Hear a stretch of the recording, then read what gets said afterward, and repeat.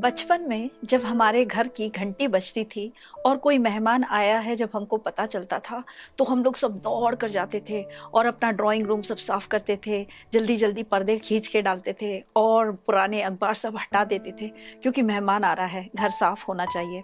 और फिर हम उन लोग को आमंत्रित करके अपने घर में बिठाते थे। जैसा मेहमान आता है उसके अनुसार की मेहमान नवाजगी हम करते हैं। अगर कोई बहुत ही वीआईपी गेस्ट आ रहा है तो हम उसकी तैयारी बहुत ही पहले से करते थे।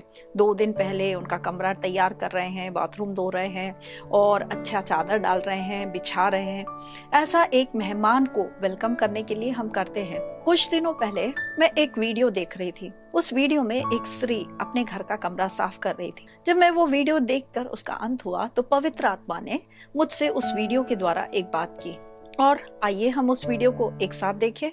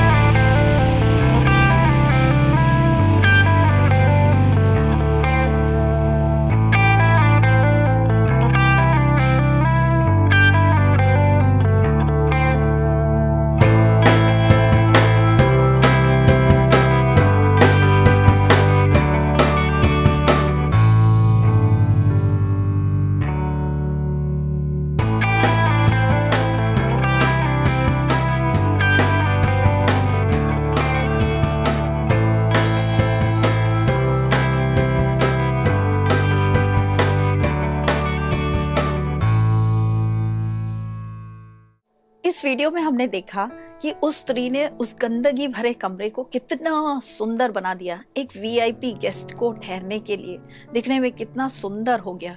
जब मैंने इस वीडियो को देखा तो पवित्र आत्मा ने मेरा ध्यान उत्पत्ति के पहले अध्याय की ओर ले गया। उत्पत्ति 1 में पृथ्वी की सृष्टि के बारे में लिखा गया है। उत्पत्ति 1 के 2 में ऐसा लिखा गया है, पृथ्वी बेडोल और सुनसान पड़ी थी और गहरे जल के ऊपर अंधियारा था। पृथ्वी का शेप पूरा फॉर्मलेस था, डेसोलेट था, अंधियारा भरा था। और वहां से परमेश्वर अपनी सृष्टि का आरंभ कर रहे हैं।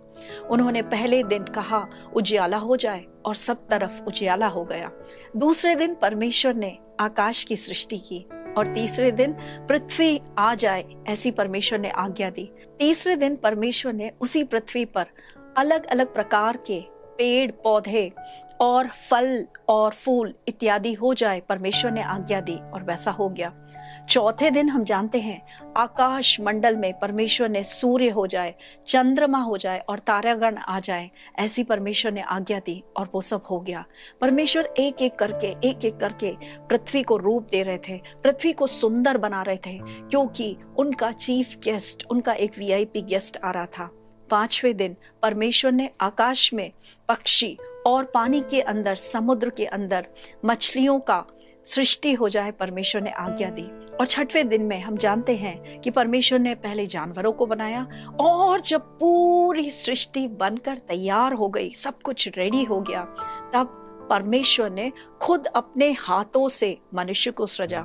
बाकी सारी बातों को जब परमेश्वर ने अपने आवाज से, अपनी आज्ञा से बनाया, परमेश्वर ने मनुष्य को अपने हाथों से रचा। और न सिर्फ उसको अपने हाथों से सृजा, उसके साथ साथ परमेश्वर ने अपनी रूह को उसके अंदर फूंक दिया और वह मनुष्य जीवित हो गया। और उत्पत्ति 2:8 में हम पढ़ते हैं कि परमेश्वर ने इस पहले मनुष्य जिसका नाम आदम था उसको कहीं पृथ्वी पर नहीं पटका, बल्कि उसके लिए सबसे सुंदर एक वाटिका का निर्माण किया और वहां पर उसके बीचों बीच उसे रखा। उत्पत्ति की पुस्तक 2:8। यहोवा परमेश्वर ने पूर्व की ओर अदन देश में एक वाटिका लगाई और वहां आदम को जिसे उसने रचा वहां पर रख दिया। आदम को परमेश्वर ने एक वीआईपी ट्रीटमेंट दिया। आदम नहीं जानता था कि पृथ्वी बेडोल थी, पृथ्वी सुनसान थी, अंधेरे से भरी थी और सब कुछ तहस नहस था। लेकिन उस सब की तैयारी करके फाइनली, जैसे हम उस वीडियो में देखते हैं, उस स्त्री ने उस कमरे को तैयार किया। परमेश्वर ने अपनी पूरी पृथ्वी को तैयार करके अपने मनुष्य को वहां पर रख दिया। इसलिए मनुष्य को परमेश्वर की सबसे सर्वोत्तम महिमामय सृष्टि कहा जाता है। अगर हम भजन संहिता 8:3 और 4 पढ़ें तो उसमें इस प्रकार लिखा गया है, जब मैं आकाश को जो तेरे हाथों के कार्य हैं और चंद्रमा और तारागण जो तूने नियुक्त किए हैं उसको मैं देखता हूं, तो फिर मनुष्य क्या है कि तू उसकी सुधि ले, क्योंकि तूने उसको परमेश्वर से थोड़ा ही कम बनाया, महिमा और प्रताप का मुकुट उसके सर पर रख दिया। परमेश्वर ने मनुष्य को इतना मान और सम्मान दिया क्योंकि मनुष्य उसकी सर्वोच्च सृष्टि थी। और यही नहीं, परमेश्वर ने आदम को उस वाटिका में रखकर वहां छोड़ नहीं दिया, त्याग नहीं दिया। बाइबल इस प्रकार कहती है कि हर रोज शाम को जब सूरज ढलता था, शाम होती थी, परमेश्वर दौड़कर उस वाटिका में आते थे आदम से बात करने के लिए।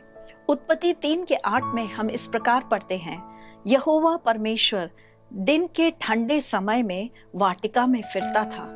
हर रोज वो अपने मनुष्य से मिलने आता था और मनुष्य भी परमेश्वर को मिलकर बहुत खुश होता था।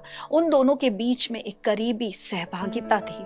नीति वचन 8:30 में कुछ इस प्रकार लिखा गया है, जो मनुष्य के पुत्र के विषय में लिखा है और जो हमारे विषय में भी सच है। प्रतिदिन में उसकी प्रसन्नता था और हर समय उसके सामने आनंदित होता था। मनुष्य के विषय में परमेश्वर कह रहे हैं, मनुष्य के पुत्र के विषय में कह रहे हैं कि he was my daily delight. परमेश्वर कितना आनंदित थे, कितना खुश थे मनुष्य को देखकर, उसके साथ सहभागिता करके। लेकिन इसके मध्य में परमेश्वर ने मनुष्य को एक आज्ञा दी थी, इस वाटिका के सारे वृक्षों के फल तू खा सकता है, लेकिन उस वाटिका के मध्य में एक जो वृक्ष है उसके फल को तू मत खाना। लेकिन हम जानते हैं मनुष्य ने परमेश्वर की आज्ञा का पालन नहीं किया और एक दिन उसने उस वृक्ष के फल को खा लिया और उसके कारण क्या हुआ, उसकी आंखें खुल गई और उसको ये ज्ञात हुआ कि वह नग्न है और उसने कुछ अंजीर के वृक्षों के पत्तों को लेकर अपने आप को छुपाने की कोशिश की।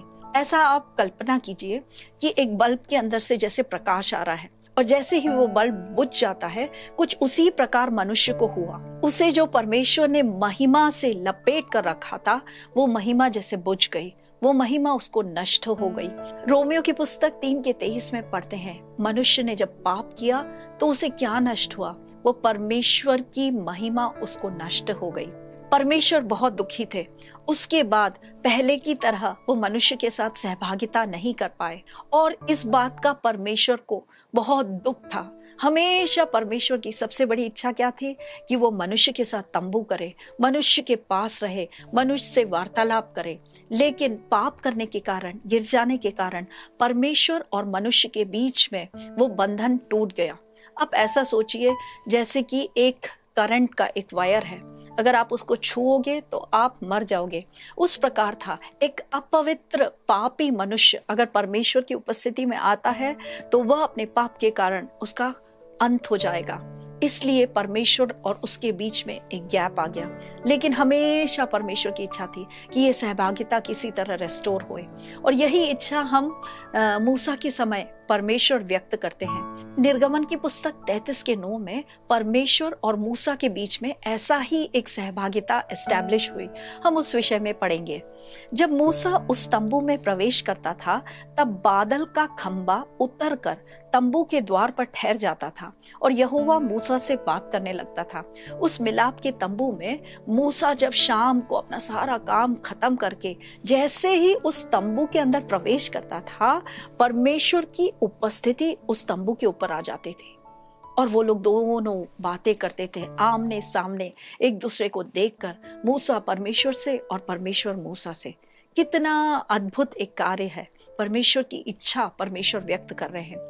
लेकिन समय बीतता गया और जब समय की संपूर्णता आई तो परमेश्वर ने अपने इकलौते पुत्र यीशु को इस पृथ्वी पर भेज दिया और यीशु मनुष्य के पापों को मिटाने के लिए क्रूस पर चढ़ाए गए और क्रूस पर उनकी मृत्यु हो गई। और जैसे ही उनकी मृत्यु हुई, अनेक चिन्ह और चमत्कार हुए। उनमें से एक के विषय में मैं आपको बताना चाहूंगी। मत्ती रचित सुसमाचार 27 का 50 और 51। तब यीशु ने फिर बड़े शब्द से चिल्लाकर प्राण छोड़ दिए और देखो, मंदिर का पर्दा ऊपर से नीचे तक फटकर 2 टुकड़े में हो गया। मंदिर का पर्दा फट गया। बहुत बार जब हम इस पैसेज को पढ़ते हैं तो हम एक मनुष्य की दृष्टिकोण से उसे देखते हैं, लेकिन अगर हम इसी बात को परमेश्वर की दृष्टिकोण से देखें तो आप ऐसा सोचिए, परमेश्वर अपनी महिमामय उपस्थिति में, होली ऑफ द होलीज में वो विराजमान है। लेकिन जैसे ही उनके पुत्र की मृत्यु हुई, परमेश्वर ने उस पर्दे को फाड़ दिया और वो दौड़कर बाहर निकल कर आए ताकि वो अपने बच्चों को, मनुष्य को वो एक बार फिर आलिंगन कर सके।